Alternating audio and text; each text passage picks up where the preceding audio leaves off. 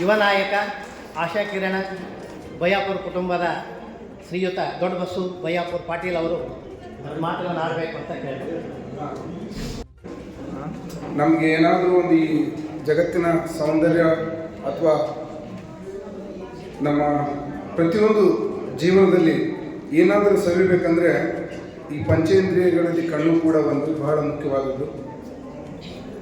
ಎಷ್ಟೋ ನಾವು ಮಾತುಗಳನ್ನು ಬಾಯಿಂದ ಹೇಳೋಕ್ಕಾಗಲ್ಲ.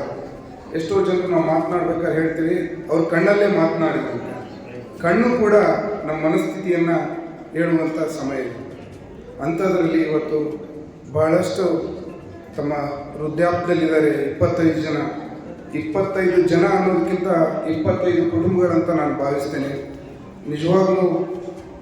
ಯಾಕಂದರೆ ವಯಸ್ಸಾದ ಮೇಲೆ ಕುಟುಂಬಕ್ಕೆ ಯಾವುದೋ ಒಂದು ರೀತಿಯಲ್ಲಿ ಹೊರೆಯಾಗಿರ್ತಿರಲಿಲ್ಲ.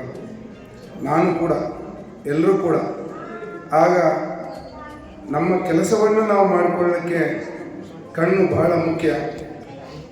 ಅದಕ್ಕೋಸ್ಕರ ಆ ಮಹತ್ ಕಾರ್ಯವನ್ನು ಶ್ರೀಮತಿ ಶೋಭಾ ದೇಸಾಯಿ ಮೆಮೋರಿಯಲ್ ಟ್ರಸ್ಟ್ ಅವರ ವತಿಯಿಂದ ಮಾಡಿದ್ದಾರೆ.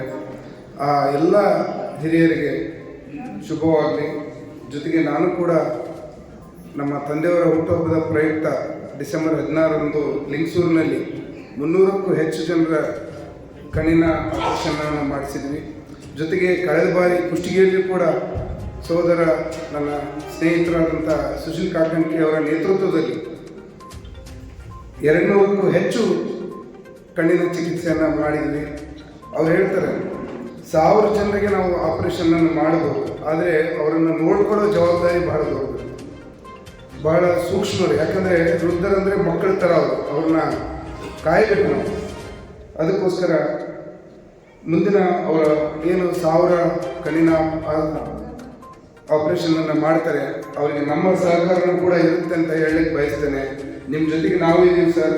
ಒಂದು 1000 ಜನರಿಗೆ ನೀವು ಕಣ್ಣು ನೀಡ್ತೀರಿ, ದೃಷ್ಟಿ ನೀಡ್ತೀರಿ ಅಂದರೆ ನಾವು ಕೂಡ ನಿಮ್ಮ ಜೊತೆಗೆ ಇರ್ತೀವಿ ಅಂತ ಹೇಳ್ತಾ ಇಂಥ ಮಹತ್ ಕಾರ್ಯದಲ್ಲಿ ಒಂದು ಅನುವು ಮಾಡಿಕೊಂಡಿದ್ದೀರಿ.